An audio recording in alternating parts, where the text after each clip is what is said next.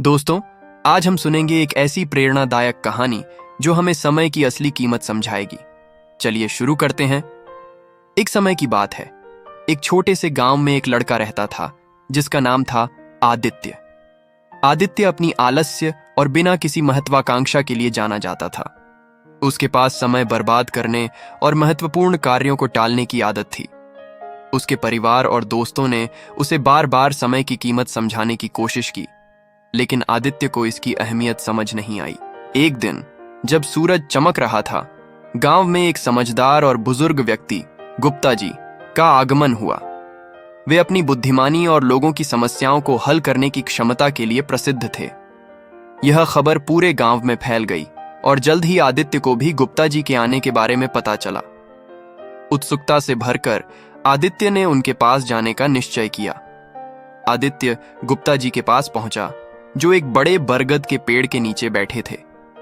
आदित्य ने उनके सामने झुककर विनम्रता से पूछा, सर, मुझे बताया गया है कि आप बहुत ज्ञानवान हैं। क्या आप मुझे मेरी जिंदगी को सही दिशा में कैसे ले जाना है, इस बारे में मार्गदर्शन कर सकते हैं? गुप्ता जी मुस्कुराए और आदित्य की समस्या को समझते हुए सिर हिलाया। उन्होंने अपने बैग से एक रेत घड़ी निकाली और आदित्य को थमा दी।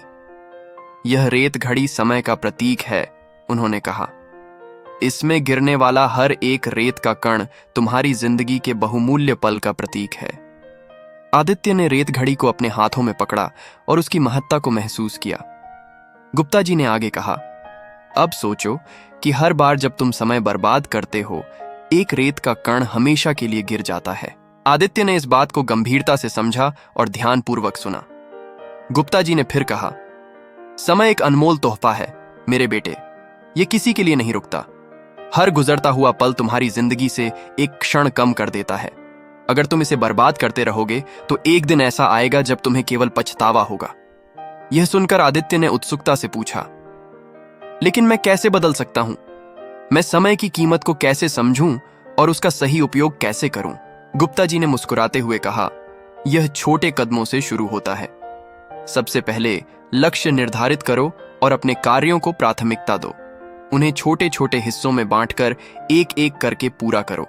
समय का सही प्रबंधन सीखो। याद रखो, सफलता उन्हीं को मिलती है जो समय की कीमत समझते हैं। आदित्य ने गुप्ता जी की सलाह को दिल से अपनाया और अपनी आदतों में बदलाव करने का निर्णय लिया। उसने अपने दैनिक रूटीन को व्यवस्थित किया और विभिन्न गतिविधियों के लिए निश्चित समय सीमा निर्धारित की। उसने अपनी जीवन की प्राथमिकताओं को सही से समझा और उन्हें पूरी तरह से पूरा करने में ध्यान लगाया। धीरे धीरे आदित्य ने अपनी जिंदगी में एक सकारात्मक बदलाव महसूस किया। दिन सप्ताहों में और सप्ताह महीनों में बदल गए। आदित्य की नई नई अनुशासन और प्रतिबद्धता रंग लाई। उसने उन कार्यों को पूरा किया जिन्हें वह सालों से टाल रहा था। उसने अपने जुनून को आगे बढ़ाया और अपने अंदर छुपी हुई प्रतिभाओं को खोज निकाला। गांव वालों ने आदित्य में हुए इस अद्भुत परिवर्तन को देखकर दंग रह गए।